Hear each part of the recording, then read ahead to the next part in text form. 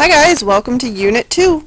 So we're going to start this unit talking about physical and chemical properties. So what a physical property means is it's something that can be observed without changing what the sample is. So for example, if you looked at your paper right now, you could just simply observe that it is flat and that it is white and that it feels smooth. So you can use your five senses. So if that helps you to think about, you might want to make a note of that. A physical property is just something you observe with any of your five senses. A chemical property is a little bit more complicated. It's the ability or inability to change into other substances. The trick for this is you don't know by looking at it. It's only observable if the sample has undergone a change. So you actually have to do something to it and see if a reaction happens. So let's see if we can figure some of these out. If I want to see if something has the color blue, I can just look at it and know. So because I'm using my five senses, that is a physical property. The reason why, it's observable with my five senses. Density is a lab that we did last unit. Remember the formula for density is D equals M over V. So it's very easy for us to use a tool in a lab and determine the mass. We use an electronic balance for that. And then to determine the volume, we also use a graduated cylinder. And so we're still just using our five senses for that, which makes it a physical change. So this one, we're still using five senses to make those observations. It also takes a couple of measurement tools, but that's still just using our senses. Now, flammability means if something will catch on fire, and I don't know if that'll happen until I actually do that chemical reaction. So that is a chemical change. The reason why is because you must test it out. So you have to actually test if it reacts. Will it really catch on fire? Solubility means to see if something will dissolve in water. So if I think about sugar, I know that sugar is going to dissolve in water. So that is a physical property. The reason why is we can use our five senses, look at the sugar, I know it's going to dissolve in water. We know that that's going to happen. The next one, if something reacts with acid to form hydrogen or H2, we don't know. We'd actually have to test that out, so that's a chemical property. So a key word there is because it says reacts, we don't know. We would have to test it.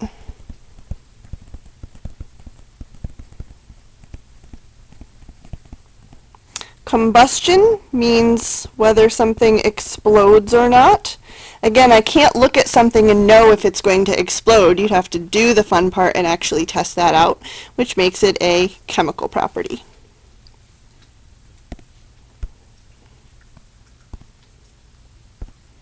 Same reason as above. A sour taste, the way that you would test that out, or that you would find that out, is by using your five senses again, just observable. So it's a physical property, and the reason why is because you're using your five senses, and in this case, instead of just sight, you are using taste. Please don't ever actually put something in your mouth back in the lab, but just if you're asked about it, okay? Melting point. When something melts, it turns from a solid into a liquid. So think about if I had an ice cube, right? I don't have to test and see if that ice cube is going to turn into a puddle. I know that ice melts. I don't have to wait for it to happen. That is a physical property. All we'd have to do is just use our five senses and see that's ice. I know it's going to melt.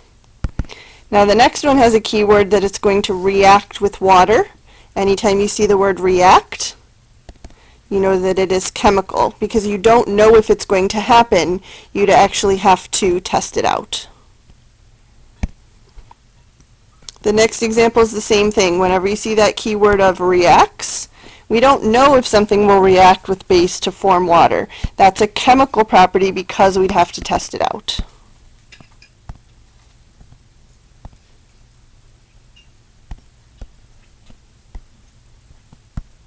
Alright, the hardness of something you could observe with your five senses, so it is a physical property. And in this case, you'd be using your sense of touch. The boiling point is similar to melting point. So I know that boiling means when a liquid turns to a gas, and I know that if I had, let's see if I can draw a pot of water, I know that that pot will eventually start to boil if I put it on a stove. I don't have to test that out. I know it's going to happen, which makes it a physical property. All we would have to do is use our 5 senses and look at it. Okay? Can neutralize an acid. Neutralize is a special way to say reacts. It's another kind of reaction. Because we see react or neutralize, we don't know what those chemicals are going to do together. Oops. There it is, sorry. I don't know if that neutralization will happen. I would have to test it out and see if that chemical reaction occurs. So that's a chemical property. Luster is the next example, which means shiny, in case you forgot that from our last unit. That's something that I can just look at the sample and know, which means it's a physical property. We're observing this with our 5 senses. And the last one, the odor. Odor means smell.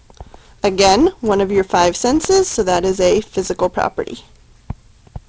All right, that's it. Let me know if you have any questions.